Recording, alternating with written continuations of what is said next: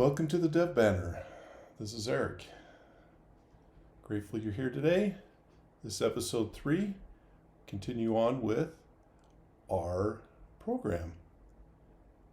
Now, when I left off with you, I had you create 4 more tables, define 4 more tables, which is account column, budget allocation, category, and transaction. As a reminder, that's what we looked at. And these are what I came up with. Now, I want to step back and I want you to visualize what we're going to do with this application. What we're going to do is we're going to define some accounts. So a credit card, other bank accounts, however you spend your money. And usually those institutions will give you, you're able to download transactions that you had for the month. Then we're going to create a bunch of categories that you want to keep budgets of, meaning, oh, I'm going to go out to eat and I only want to go out to eat for the month $100. That's my budget. And so you're going to create a category with the name of eating out. And then you'll create a category so the IDs will link. And that's going to be a 1-to-1. And you're going to assign a budget that you want to do for that. So $100. So you'd create a budget allocation record for eating out at $100. Then the transactions, when we load up the file from your institution, what we'll do is we'll say, who is this for account? And then it's going to learn as you're going to eventually, you're going to enter in which transactions go to which category. And eventually it's going to learn what those are. So if you go out to eat to a particular fast food place that you like, and you go there every month, eventually they're going to say, oh, this particular fast food, we're going to allocate that budget amount automatically, so you don't have to do that over time. And in those, there's a transaction date and amount, and we're gonna load the description just to see, and then you're going to mark it as a category, and it's going to be assigned to an account. And what helps us do that is this account column, and it's going to be linked to the account through here. Actually, this is a one-to-many, and you're going to give it a position in the file, in the comma separate file, of what column that belongs to.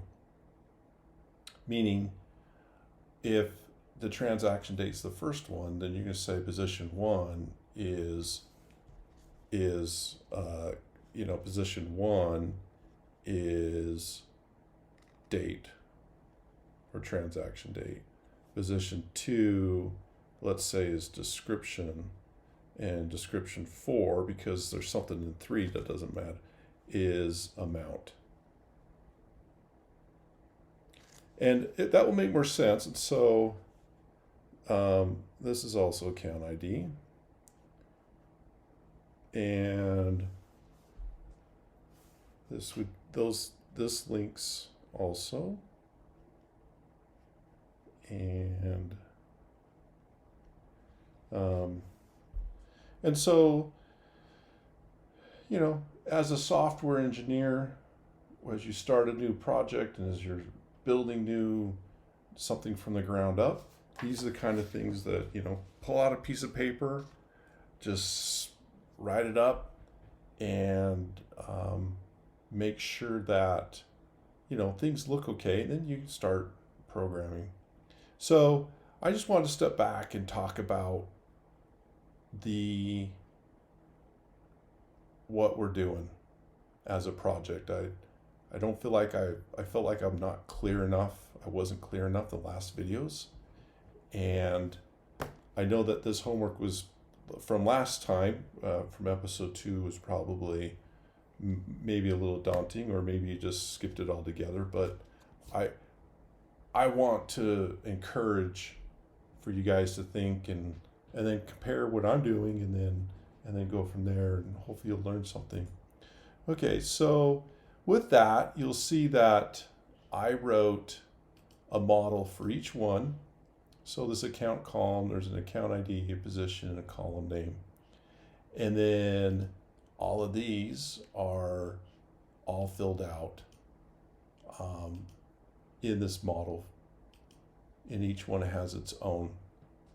Now, I'll come to struct tags if you want to. I'll come to struct tags as we start using it, but I have another video on my channel that talks about struct tags and how to use them. So if you're interested, go watch that video. So with that, I'm going to focus on account. And you're going to see that I've already added a couple more files besides the model. And I want to, for me, I like to build things in layers. And so let's say that you have a UI layer. And a UI layer could be, and as you build systems as a programmer, software engineer, software developer, you're gonna see that breaking modular out, and that's microservices and stuff like that. And you got a front end, you got a back end, and so Go doesn't have a really good front end.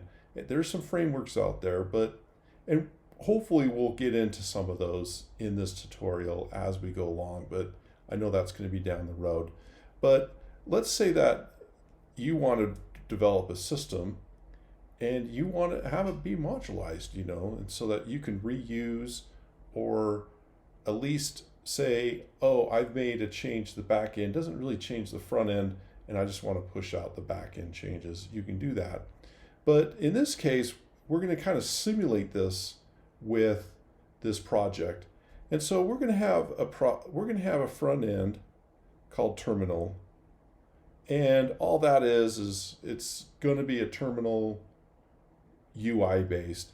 But, let's say that you might want to build an app for this, or you might want to build a web app for this. And if you build it right, then all of these can talk to a middle layer, right? A middleware. That's really the term. And that middleware, these all talk to it, and the data will be like, in our case, it probably won't be JSON, but if you're to do it, you'd be, the packages, the formatting of the data going back and forth would be something like JSON. But in this case, this middleware would, and I like to do this, is you would have some kind of, and I'm just going to break this out like into something else so that it makes more sense. But you'd have some kind of handler, and these, this is really this layer. Then you'd have what I call manager. And manager for me is all my business logic. And the business logic is verifying that what data is coming in and out is going to, fulfill what's going out to the user after it's pulled from storage, and vice versa.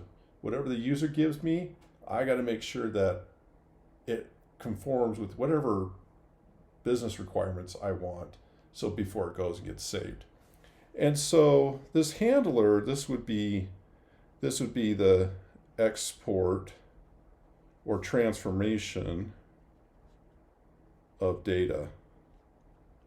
And typically once again, this is JSON coming in, and this would be, at this point, it would convert everything to structs.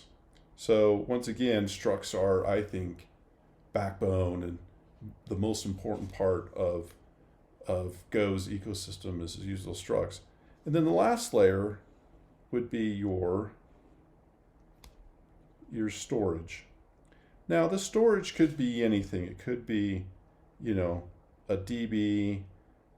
In our case, we're gonna treat this as a flat file. Could be MongoDB, could be a NoSQL. I mean, there's a lot of things that you could store data, and or you could keep it in memory and hope for the best. But in this case, the data between this is still your struct, and then this storage layer you could swap out if you like. Oh, I'm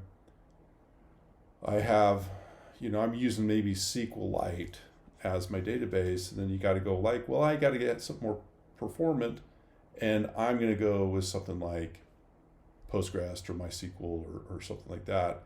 And you might need to change, you'd only have to change, whatever that storage is, logic and the code, and you're not changing anything else over here. And same with the front end, right? I mean, as long as you're able to take JSON, and it doesn't matter what the front end is, they're always going to connect to you. And so that's the modular part. So with that, I would like to, see what files that I've created, and here's my manager. And my manager, this is the business logic, and this is the CRUD. The CRUD is your create, read, update, delete. And the logic is that if I'm reading a record in, I'm going to check to see if there's an ID. So let me back up. If I want to read a record, just one record, I have to know that's ID, or whatever key it is. In this case, it's an ID. And so I need that. And in this case, my ID is an integer. And so I'm going to check to make sure that it's greater than one, greater than 0. And if it's not, then we have an issue. It's an invalid ID. Could be blank. I mean, it won't be blank. Go does pretty good typecasting, and so blank for int is 0. So, and so that would be for the read, and delete would be the same thing. Now on create, I want to make sure that account name, owner name, date format, I don't really care about that reverse sign, but I want to make sure that those are filled in. And so if those are empty, then that's the default of a string in Go, is an empty string. So if you just, come over here and said, var, my var string, that my var is going to be an empty string. And then each one of these is going to call this file, a method or a function that's in file. Now I have a fifth one called list, and I'm like, I want all the arrays. Okay. Now you're going to see that there's this little asterisk, shift 8, asterisk or splat sign, however you heard it. That is a pointer to that variable, that instance of that account, or in this case, a pointer to an array of accounts. Now you'll see that I don't do that on create or update or delete. For delete, I don't need an account back. And so what I do is, coming back to coming back to this model is I create an account up here as a struct, and in this case it's called ACC. So I'll create an account, and you do it with curly braces, and then you send that account, the ACC, down to each layer, and then storage is going to fill it up, and it passes it up by pointer. And how do you do that is you put the ampersand in front of it, and what that does is it says, give me the address of this variable. And so with that, we can go ahead and look at how to call this. What I've done is I've created a terminal. So I created the CMD terminal. Remember, this is where all my mains live. If I have multiple. So if I was to make let's say I was to make a web, API, I would start, I'd create a folder in here and call it REST or API or or whatever. And then so here we're going to create an account, as I said. Now you can do it two ways. You can do it like this, and I'm going to call this read, and that read is this guy right here, that function. And you can see that I'm passing in the address of account. So you can do it two different ways. You can do it like this and like that, or what I just had. And then if there's no problems with read, then it's done. We're going to finish this program and we're done. If not, then we're going to print it out. So let's go ahead and do that. I'm just going to go build, make sure everything looks great. Now, what's going to happen is everything's great. We're going to come down and we're going to just print in read.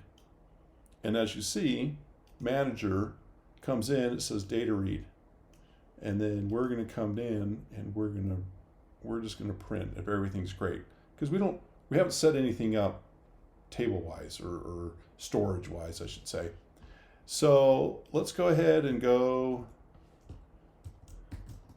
I like doing this. This is instead of go run, I just like to build it and then run with this and bash command. And so let's do that. And so I'm getting an invalid ID, and this is where the business logic comes in. The business logic says, hey, ID has to be greater than, is ID less than 1? And so sure enough, ID is less than 1. So that's not going to work. So we're going to change that to 1. And let's go ahead and call this again. And I'm just going to run it again, and it's in read. So we got down to, we dropped down to, we're looking at this and that. We're not really using handler at the moment, but if you want to think about it, we're going from terminal down to this manager, and we'll introduce a handler in the future, but for learning sakes today, we're going straight down from the terminal. And then if the business logic and the manager is great, then we're going to go to the storage. So let's talk about storage. So I've created, I've added some stuff to the data create, and all I'm doing is, so I'm getting this account, but we're dealing with, if we're looking in the storage, now this is, I just got to forewarn you, this is not the ultimate idea of storage. The reason I'm doing file is, one, it's easy for you to not have to set up anything we save some data to a flat file, and that's easy to look at. It's very, very easy to look at. So what I'm doing is I'm going to create this folder called data, and then I'm going to do prognos_data. And in there, I'm going to have an account. And I already have one in there because I did some testing on it. But coming back to file.go, I'm going to set a file. I'm going to say I need to read an array of files. So let's go in here and let's start over, and we're going to delete that. And as you delete it, or as you make your own through the homework, I would start this file called account or account column or whatever you call it, and I'll show you, what your name's going to be. And then I would, in this case, put the brackets, and that's valid JSON because we're going to save it in JSON format. And so if we come into here, I'm going to go up to data, I'm going to go up, and then I'm going to go down to count. That's my file. Then I'm going to read the file, and OS package is the package that is there to help you deal with the OS and the filing IO stuff that happens in your OS. And so we're going to read this file, and what it gives me back is a byte array, an error and a byte array. And if you don't want to deal with the error, you can do an underscore. Remember, if you make a variable, you have to use it. And so they gave you a way to do the underscore. If I didn't want to deal with it, if I just wanted to read it and not deal with it, I could do that. But that seems kind of silly. And so we're going to deal with it. And so if it has a problem reading it, then it's going to return. So format not just prints, but it actually will create an error, and it will do the formatting for you. So if you're familiar with C and C++ style formatting, this looks really familiar. If not, I would go into FMT package on package.go.dev and read up on what these are called verbs. So %s is for string. And yeah, that's the FMT package at error F on that. Then this package is the JSON, encoding JSON package, and this is called unmarshal. What that's going to do is it's going to take a byte array and it's going to try to shove it into as a struct, or in this case, an array of structs. And so in JSON, an array of structs it has to have that. It has to have the square brackets. So that's kind of important. And since it's changing it, it needs the pointer to it. So once again, I could have done this and got rid of that. Those are equivalent. So, but I'm just gonna leave it like that. And because sometimes it's easier to deal with the non-pointer later on. And so they gave you a way to make it a pointer as you pass it into a function.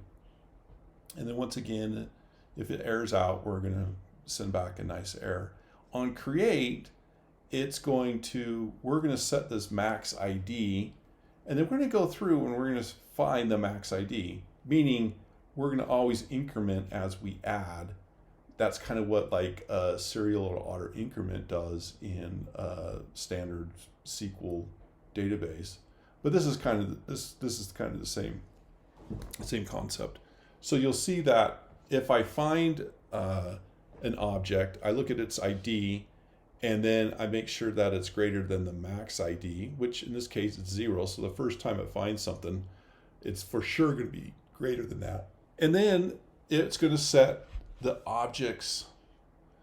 It's going to set that object that it found its ID to the max ID. And then once it's found the max ID, then we're going to add one to it, to our one that's coming in, or count that's coming in. We're going to append it to what we found in the file, and then we're going to marshal it back. In this case, we're going to kind of make it pretty. It's called marshal indent, and then we're going to save it to the file. And all of these operations take bytes of data. So you'll see that it takes a name, which is the same name, bytes of data, and permission, that perm file mode. So in this case, that's Linux read, write, read permissions, and I usually use a 0644 on that. And then if there's any problems with that, we error out. And then we return no error or a nil. And then we bubble back up. So we come into the storage, we did all that stuff we just looked at, we come up, and that logic is just a return. We're returning that. So that, I mean, you don't have to do it. Maybe you want to do some more extra logic before you return it back. I've done that plenty of times. That's just a short way of just saying, I'm getting an array, an error back as a return, and I'm passing that error back. And then we'll come back and we'll print. So let's go ahead and let's do a create. So this point, we're not worried about an ID because we're going to override it. And we do need an account name. So test account. We need an owner name. I'm going to do Black Flag Software. And we do need a date format.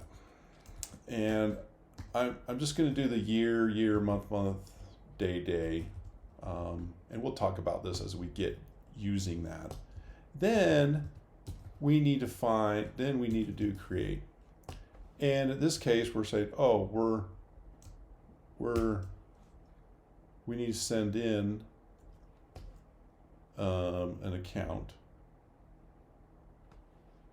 And we don't need to send in a pointer to an account. And then we're actually going to print. And print, if you want to see the whole object with like a whole struct with its name and its value, then I would do a print F, and in this case, V is a special verb that doesn't exist in like C and C++, but exists in Go, and it will say, hey, I want you to print whatever's given to me. And so you can use this anywhere. It'll do a string if it's string, it'll do a decimal if it's decimal, it'll do a float. But only time I ever use it is when I want to print extra. In this case, I'm saying, oh, I'm gonna print this whole struct, and it's gonna show me the whole struct. So let's go ahead and do that. And we're gonna build it, and we're going to run it. And as you'll see, so the ID is 0, account, test account, owner, date format, reverse sign is false.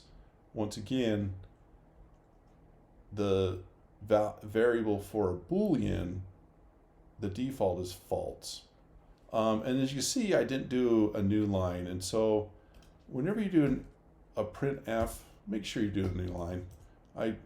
Just so that it wraps for you.